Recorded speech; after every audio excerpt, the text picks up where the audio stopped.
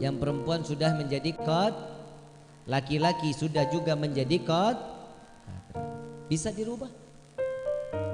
Kodrat itu nggak bisa dirubah. Kalau takdir bisa kita rubah. Kalau takdir bisa dirubah, bisa. Contoh,